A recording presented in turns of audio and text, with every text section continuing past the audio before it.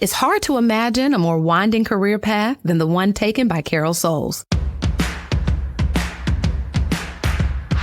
She's the Blizzard-makin, Bach-playin, cake-bakin, bankruptcy advising head of a very important county department. That importance is particularly so this year as she oversees the local process for the presidential race. Oh, and by the way, there are plenty of other important races on the ballot this year. Carol calls it her department's Super Bowl. You know it as the 2024 general election. Yep, add ballot counting to Carol's long list of experiences. I'm Dominique Clark, and on this episode of Did Y'all Hear, we're sitting down with Carol to talk about her unique journey. Then we'll get the inside scoop from Carol and other department members on what you need to know for election 2024. America thrives here. Morning, Tilly. Hey, Miss Tim. You getting your stuff together? Are you coming back here? I think she's gonna do front counter. You're gonna do front counter. Phone. Thank you, Tilly. Because I told her we were just gonna talk about phone calls. It's late summer, and we're just weeks away from the 2024 general election. That means it's coordination time. From printing ballots and training poll workers to purchasing those I voted stickers, 160,000 of them, there's plenty to do. On a recent Thursday morning, the team gathered to hash out questions from Cabco residents. Anything stand out that, we should all know? They come up here to verify their registration because they're being told that they're either not registered or they need to re-register. And most of the people I've looked up have been verified and all that, and they don't need to Being told, is that at a drive or is that like those letters? I think it's a letter from those other third-party groups that are sending out things that you need to, or text messages saying that you need to register, because somebody came in here the other week and did it. Get them to show you a text, because I know you, Jesse, I don't know. take a picture of the text. Okay. So we can send it up to them. Because I did send up to the state yesterday a help ticket about some of these registration drive forms.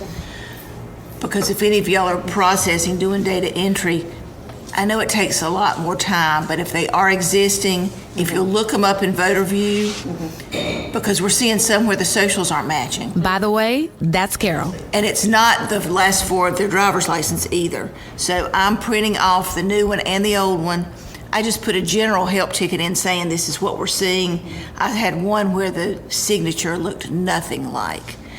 So Carol, you have such a decorated past, like your career journey is pretty interesting. Can you take us back to the beginning? Well, and it has been a winding path, but I will say I've enjoyed everything that I've done. I started, my parents owned the Dairy Queens. They bought it when I was in the first grade. Wow. So 6th grade, I was cutting bananas for banana splits.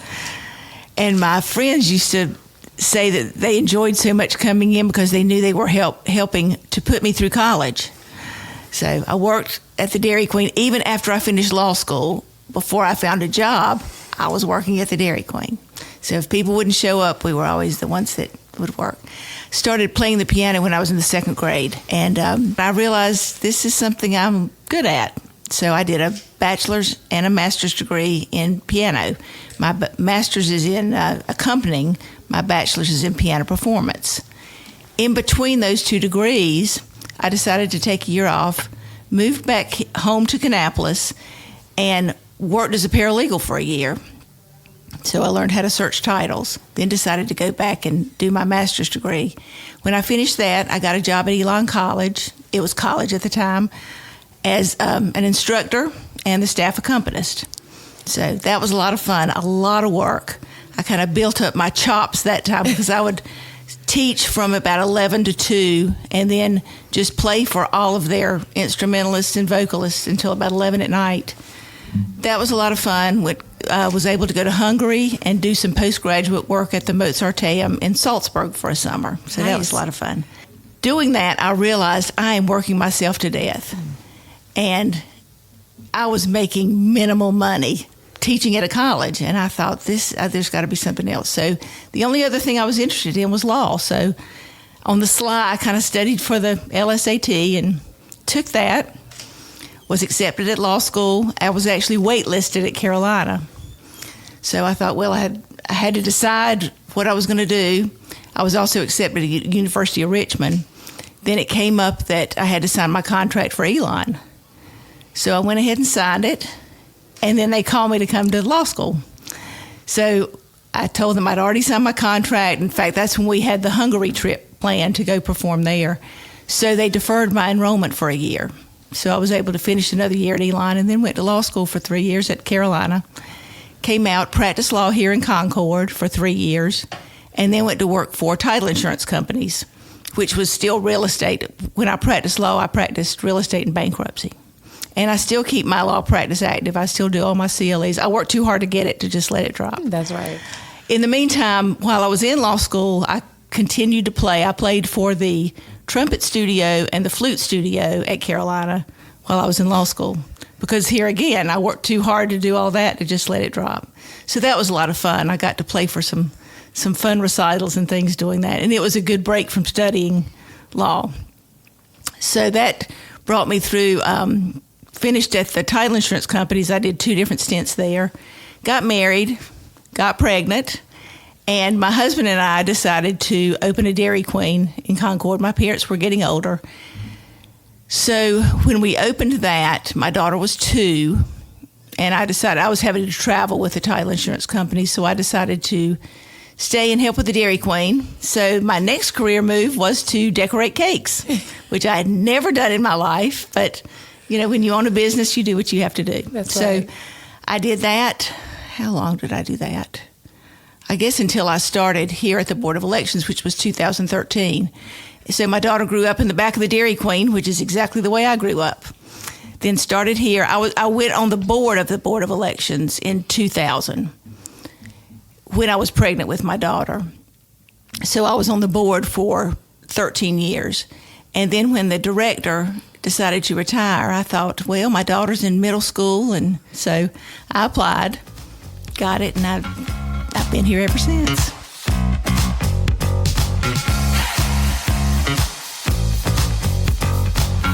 So you take on the role as director. What was your philosophy going into that role? What did you set out to do here? Well, it was frightening in the beginning because everybody in this office knew more than I did. Yeah. So I wanted to learn it all. And anything that came up, I would go to the statute book. What does the statute say? I made friends of some of the surrounding counties directors. I would call them. But I think my philosophy has always been give it 110%, do the best I can. So this wasn't necessarily on your career map growing up. I don't think it was on anyone's career map that does elections. Yeah. I don't think anybody plans to do elections. It just kind of happens. So it happened. What made you stay? The challenge. The challenge number 1 and the people number 2. I always tell people, the people that work at the elections, the polls, even in this office, are just the salt of the earth people. They don't do it for any kind of recognition. They just do it because they think it's important and they want to do a good job. They're the best people. And the challenge. I mean, it's something new every year, every day, and it is challenging, but it's very rewarding.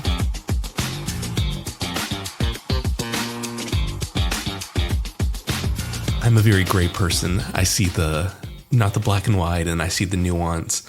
And unfortunately, this job is pretty black and white. We have laws that are, set forth what we need to be doing.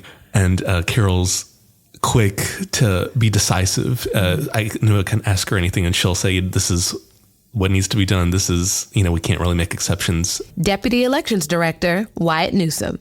People look at us as they're looking at us more and more, in what we do. And that's a good thing, I think, because their questions can be answered, but also that means that there's no room for error. And what we're doing is making sure that we're consistent in the laws that we apply and the process that we do. And in my indecisiveness, she's someone that's taught me to be more decisive and make decisions and stand by the correct information, even if people will be unhappy or inconvenienced. She's a wealth of knowledge. It's like when you go talk to her about anything that has to do with elections in this place, she knows, and it's like she knows it from the back of her head because she's just a professional. Precinct Official Coordinator Irma Carrasquillo-Carballo. She wants things done correctly, fair, She wants to make sure that we understand that our job is important, not only important in this office, but important for the county and the voters, so that if anybody has a question, that we're doing it correctly and fairly.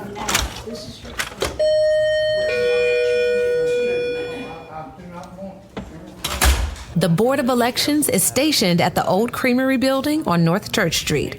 These days, the office is a flurry of activity. Can't see to save my life. Should I click remember me? You can. In this case, it may work because you have the smart card installed. It may not. But either way, you can just hit OK.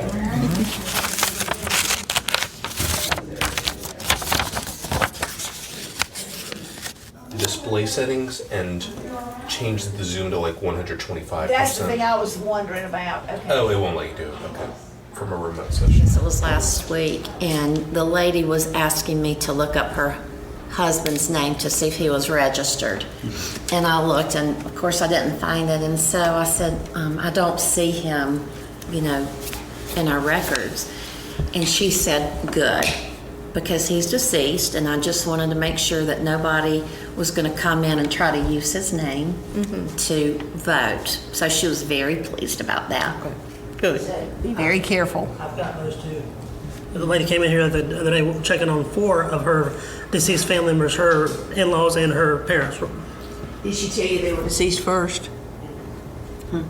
She just said, can you tell me if these people have been removed?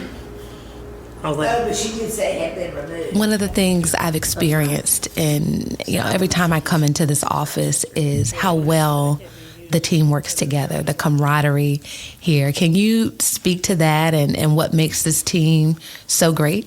Well, and this is my 11th year here, and it's taken that long to get there. We have 2 people, part-time people, that have been here longer than I have. But we've had some ups and downs, and I'm interested to see after this election. After a big presidential election is usually when people leave. They just realize, I can't go through this again. But the team we have now is just fabulous. They help each other. I always tell new people, it's not that we're being nosy or in your business, but everybody here just loves each other and just wants to help each other out, and not just in at work, but in whatever's going on in their personal life. So we just all care about each other. We really do. I know this is like a cliche when you do say, I work at a place and it's like family, but this here is like family. I never worked in a place like this in my life, and I'm really thankful and grateful that I'm here, and that I get to work with such great people.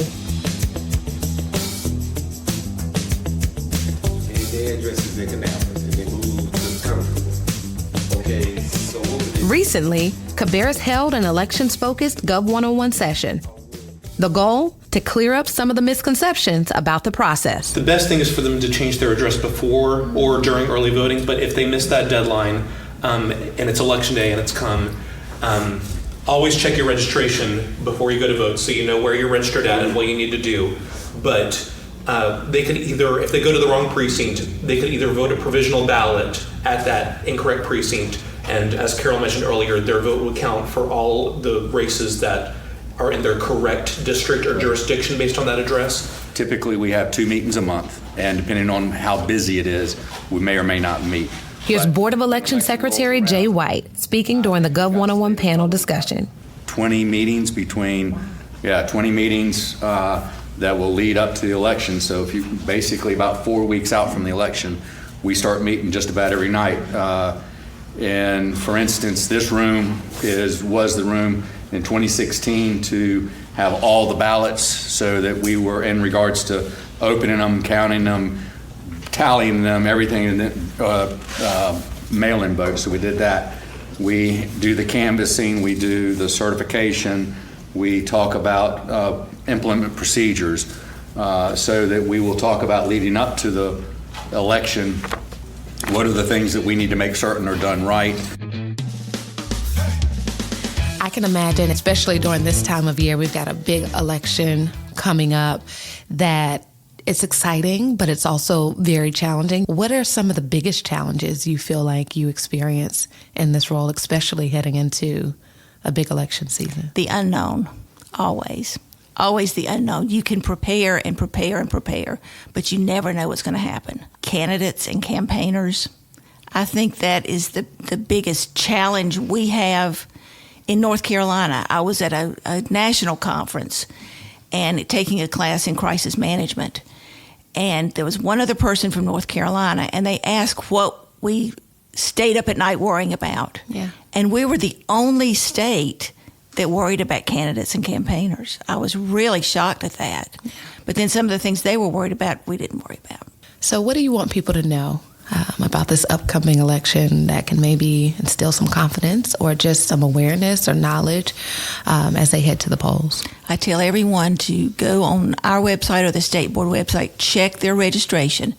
Make sure your address is current. You've still got time to change it if you need to. That's the first step. Check that.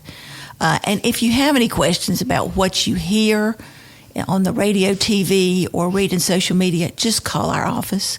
I talk to someone every day, and I so appreciate them calling to let me dispel some of the things they hear. Yeah. So I just encourage people to come by or call 704-920-2860 is our phone number. Anyone can vote that's registered, that's eligible. We are required to show a photo ID. The only thing that the precinct officials are looking at is the picture and the name. And if you don't have one, we are making them free here up until November 1st.